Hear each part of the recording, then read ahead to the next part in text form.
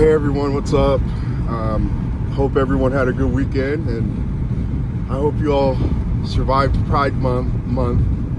You know how these people are, they're crazy. You know, if you speak out on this stuff, you're a conspiracy theorist, but meanwhile, these people are over here talking about our Lord had two daddies and he came out just fine. Like, I don't understand what these people think they're doing.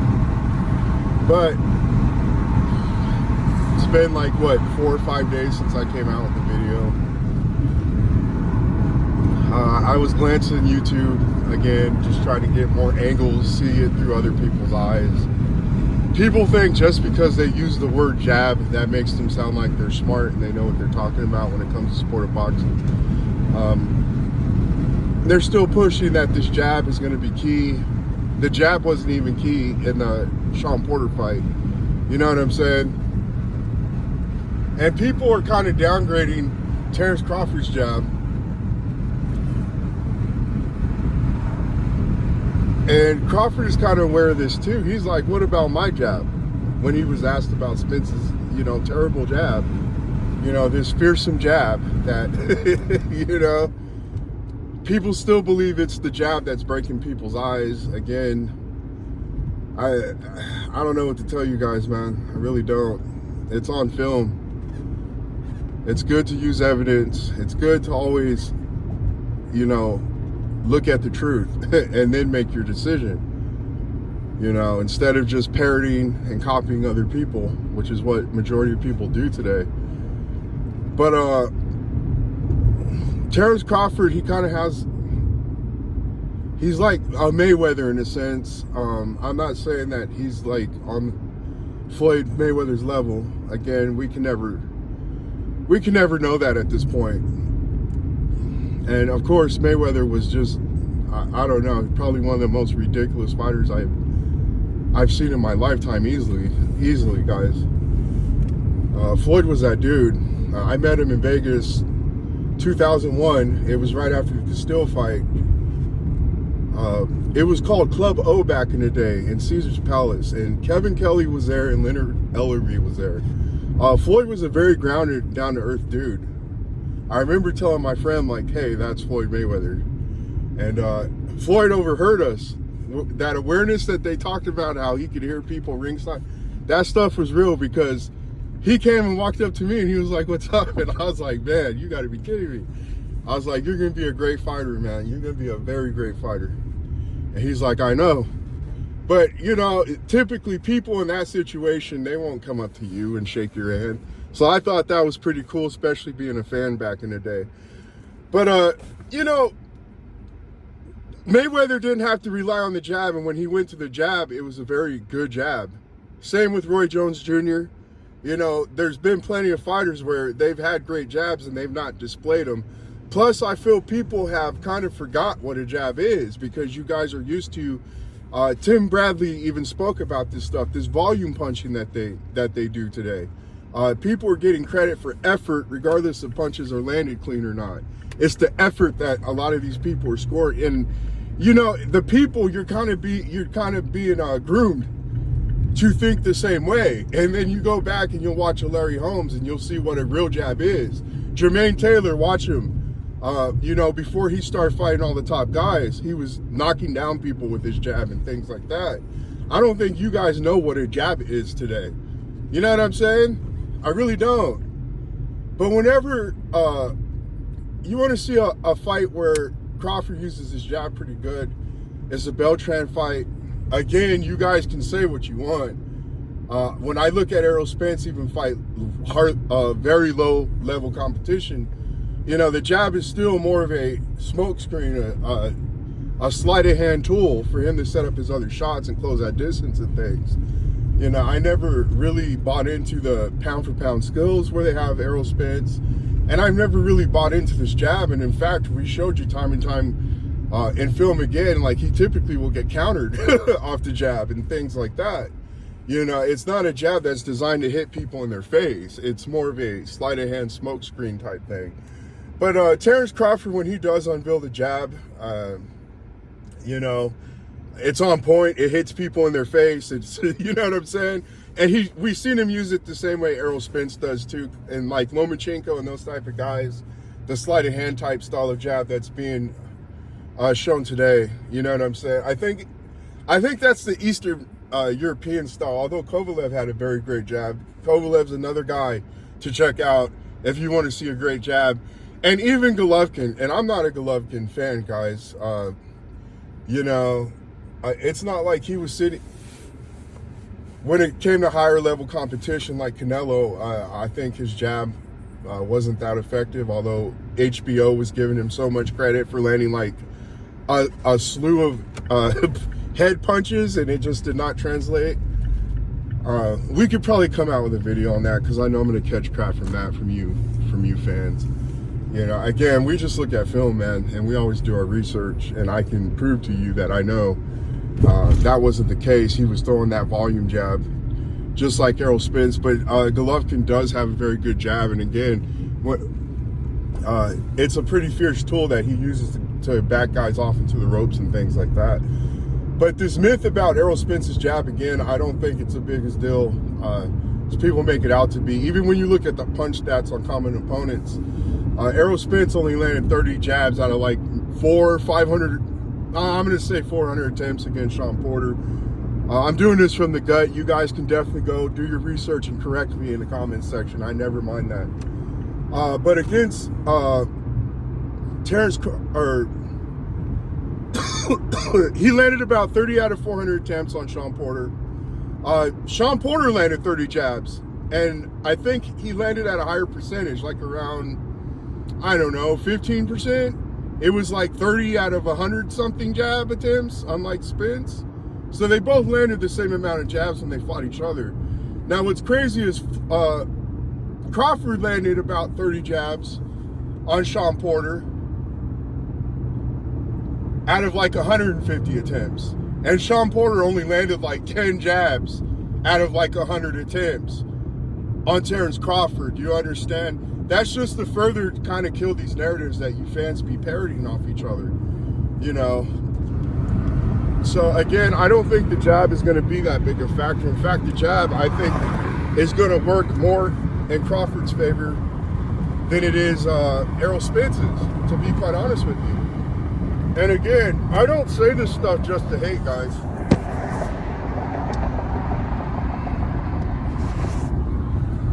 I'm not like you guys who sit here and tell me that Terence Crawford, just like Roy Jones, you know, he has no fundamentals, and when he, you know, he can't do nothing, he's just athleticism and all. I don't do the Derrick James thing here on this channel, because that's Derrick James telling you guys that, and you guys are just running away with it. I don't know what to tell you guys, man. I really don't. Again, this punch, when I break down a fight, it's all about bare bones minimum. And in this fight, dude, it's going to be the basics. We've said this before time and time again.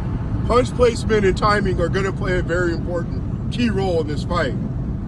You understand? One guy's very good at it. The other guy, again, I don't think he is.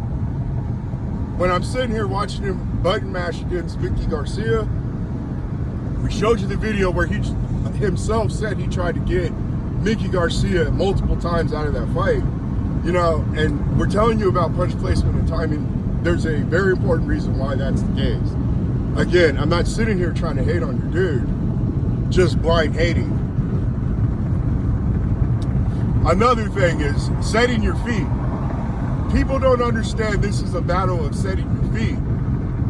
Ugas, again, and I'm sorry my kids deleted my video off my phone. I don't know how they did it. I had that Ugas film study already done, and my kids managed to delete it. So I got to redo it, and I'm not, you know, motivated to redo that work again.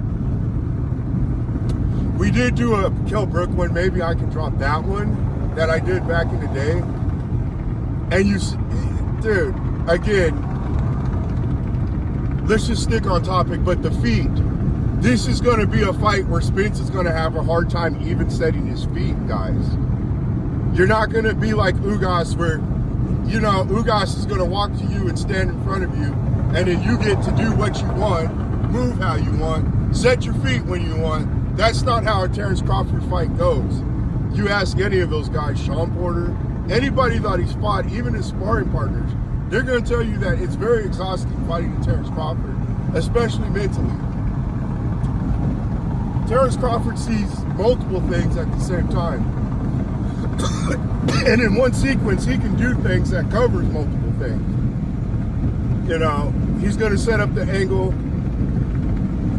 He's going while evading your shot. You know what I'm saying? And then hit you with a clean punch at an angle you weren't expecting to get hit from. He does this stuff time and time after again, even while switching stances. Now, like Derek James and Errol Spence, I'm kind of sick of the switching stances narrative too. I'll give you guys that. If Crawford decides to do it, it'll look cool. But it's not a key point I've really focused on when we've done these film studies. It's really not. I know that if Crawford goes into the southpaw position, it's definitely over in this fight. It'll probably be more interesting, at least for Errol Spence's end, when Terence Crawford is in conventional. But I mean, he's a deadly fighter both ways. And people have slept on him as a conventional fighter. You know, just as devastating. Most people believe that he's far more devastating. I think he likes going southpaw, especially at the bigger weights, because it saves him time. You know, it opens up the angles quicker. Gives him more of his counter-punching and opening opportunities. On these bigger, slower men, you know, he, coming up from lower weights, had to deal with fighters with faster hand speed. They were far more quicker, you know. Also, you know what I'm saying? That's another myth we need to tackle, that Terence Crawford, I guess he's been the biggest guy, you know. These Spence fans, they always try to superimpose things that are clearly Errol Spence attributes onto Terence Crawford. And again, these guys, they don't go to BoxRec. They do no kind of research whatsoever. They literally just do word of mouth, you know. They've been told this 200 times. You know what I'm saying? However many times over the past 5 years when these narratives were being spun. And you had 5 years to look into this stuff, guys. Actually do the research. Shout out to Odie Lock. That's one of my favorite channels. Odie Lock will pull the stuff out on his on his StreamYard, and he'll go over this stuff like a kindergarten teacher goes over like the alphabet. He'll pull the stuff up, you know, show you this and show you that, and these dudes will be like blown away in like his live chat. Odie Lock probably knows I don't watch his channel, but I've always been a fan of Odie Lock. You know, I always like guys that, you know, try to just tell the truth and they ain't here trying to spin narratives. So, been a listener to you for years, Odie Lock, and I just want to say keep doing what you're doing, man. Awesome channel. Very underrated channel. And there's a lot of good channels out there.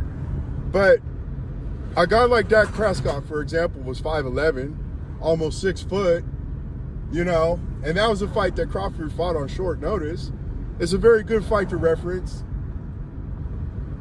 It was funny how frustrated this dude started to become, how he was crying and complaining, and Crawford was just keeping his poise and his cool the whole time. You know, that's another thing too that I find funny. Not only is Crawford the most beat up fighter according to these guys, he gets hit too much and all this nonsense, but he has too much dog, and it's gonna work against him, supposedly against a guy who doesn't counterpunch like Errol Spence. You know, a guy who really doesn't set up too many guys in traps. He's a pretty straightforward guy. Again, guys, I don't know where your guys' head is on this matchup. You know, I've called you guys cult members in the past, but I mean, what else can we really say? You guys won't look at film. You deny the truth. You warp reality. You know what I'm saying? You create your reality as you go. You know, here we go. We got this guy who has better defense getting clipped and beat up by Sean Porter. You guys, oh, he fought Sean Porter at his own game. No, you didn't. You became a step back counter left fighter. That's not Sean Porter. You understand? We've gone over this point again, but you were getting clipped, dude. You were getting beat up.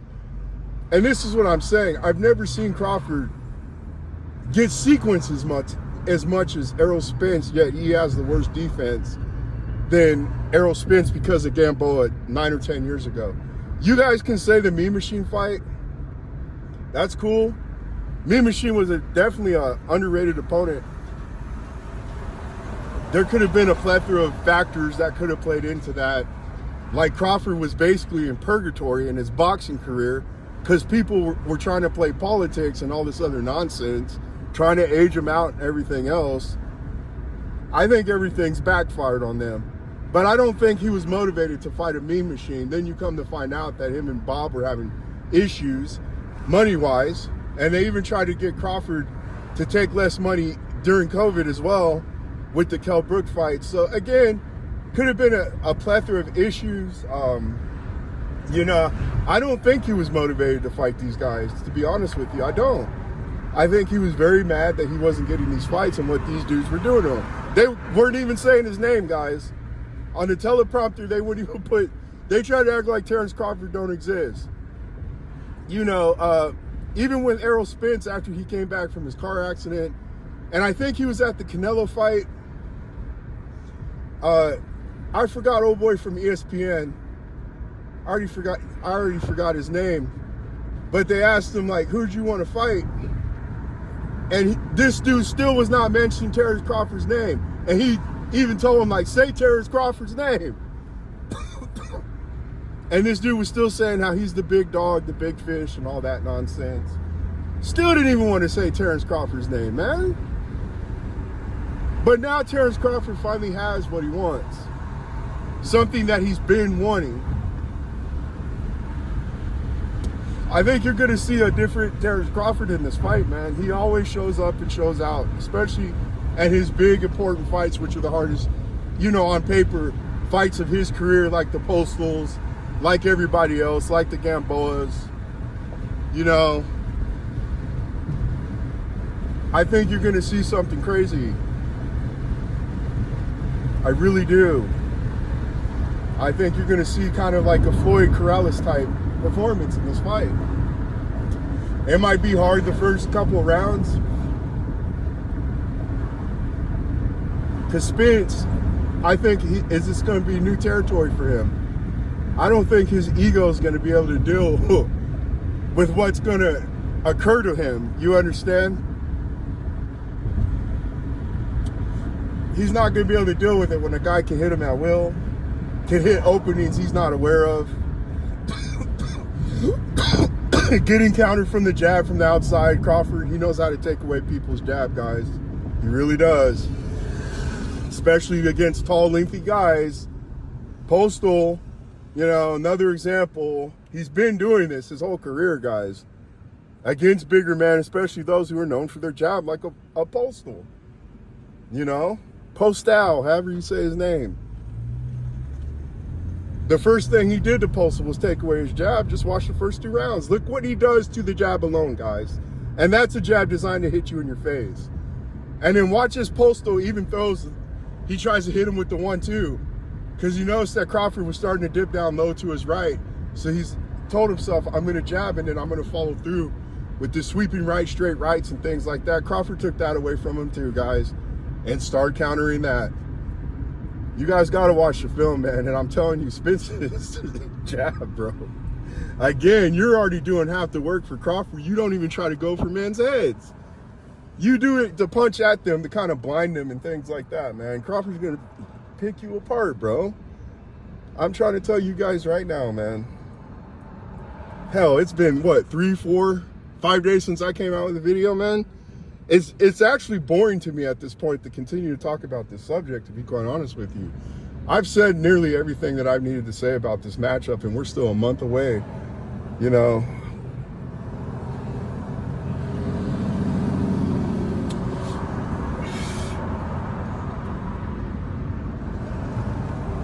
I'm kind of like lost for words for what I even want to continue to talk about, but I really believe you're going to have kind of a Corrales type performance. It's not going to be as dominant, you know, but it's going to be within that realm on Errol Spence. Errol Spence, he don't have the defense, guys. I'm sorry. You know, Lamont Peterson was able to counter, and guys like Danny Garcia as well, countering with one punch shots. Kell Brook was able to counter him with one punch shots. Just like the Sean Porter fight, who could actually put his punches together with blind volume. Terence Crawford is a guy who can actually put his punches together and juggle opponents. And Errol Spence is not going to be ready for that. We told you, Sean Porter was body heading Errol Spence. And that's Sean Porter. That's a guy who can't punch. Terence Crawford, he can do the same thing, but it's far more controlled. There's far more intent. There's far more impactfulness. And those punches, they're not going to keep you calm and poised. Like I said, you were struggling with Sean Porter, man, and sparring partner, putting his punches together. You over here getting countered and clipped. Had to pull out of the fight, man. I'm trying to tell you, Terence Crawford is not no Danny Garcia or Ugas. That's another thing I've been seeing too. Some of these channels are starting to do the film studies and stuff. Hey, that's cool as long as you guys are learning more about this sport, you know. Nothing wrong with that at all, but I saw a dude use like Leonard Bundu. How does Errol Spence deal with switching stances? Bro, Bundu is not no Terence Crawford. I don't know what you guys are here trying to do. Trying to convince yourselves is all you're trying to do. And these are the same dudes that were predicting Kell Brook to win by knockout and stuff. But you know, I don't hate on effort, man. Do your thing, man. These channels are far bigger than me, but I know you guys don't be knowing nothing about boxing. Nothing at all. And that's another thing too. I've already kind of taken a step out of boxing because this new age of boxing, you guys heard the news about Canelo and it's all smoke and mirrors today. And a lot of these fighters, they're solid fighters, but I don't believe they are what they're advertised on TV today. I really don't. Like I said time and time again, this has been a very weak era of boxing for me. You know, a lot of these dudes would just be $2 garden tools in other eras. And that includes your dude Canelo. I'm sorry. We've always kept it a buck here on Canelo, and that's when people would try to pull me into this proxy race for him, you know, and claim that I'm racist and whatever else when we're sitting here just telling you facts about Canelo. Again, that's another toxic fan base. What's sad about the Canelo fan base is a lot of you dudes weren't even Canelo fans. A lot of you were GGG fans. And I remember when I had my Twitter account, I would go in there, post history. And when these guys are sitting here just zealot, worshiping Canelo, you know, just to look cool on the internet, I'd pull up their post history on them and show them, this is how you used to talk about Canelo back in the day. And then they would be stunned, like, why would you do such a thing? Well, because I don't like people trying to gaslight me, you know, try to be fake with me. Yeah, the boxing, it became very annoying, especially with how fan base conduct themselves today, man. It drives me crazy, you know? And I'm starting to venture off into other things that are taking priority in my life and things like that. But after this Terence Crawford and Errol Spence fight, you know, because I've been waiting for this one for a while, I'm probably gonna be even further removed from the sport unless these people start showing me some things.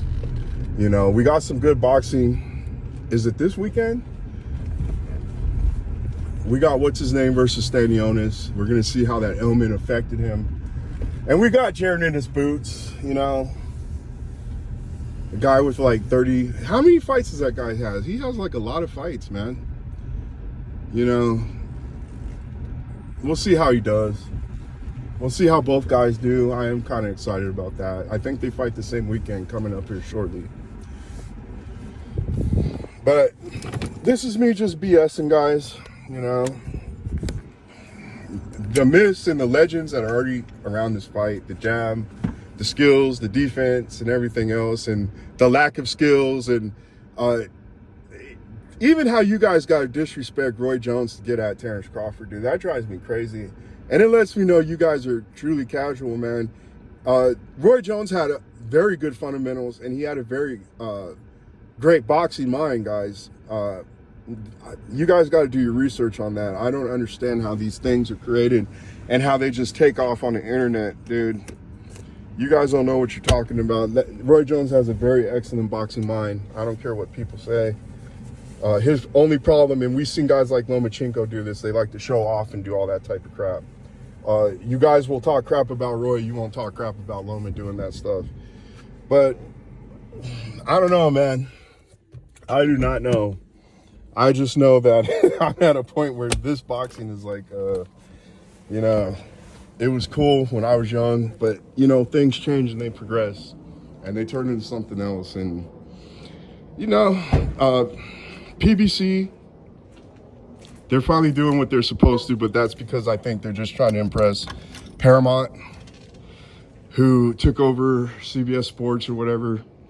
You know, they do this from time to time when they're trying to, you know, when they're in that first phase with their new company that they're a part of. Yeah, they're going to do stuff like this to try to impress people, impressive people that are giving them money, you know. So you're coming out with all these big fights, you're acquiring Canelo and all that, but we'll see if you keep this up, because again, it's all fine and dandy now, you know, but we'll see if you guys can continue this, if you continue to make big fights and things like that. But that's all we got for now, guys. Again, very uninspired video, but just a little bit of boxing talk, collecting my thoughts. And again, we'll come out with more. We'll talk to you later. Bye.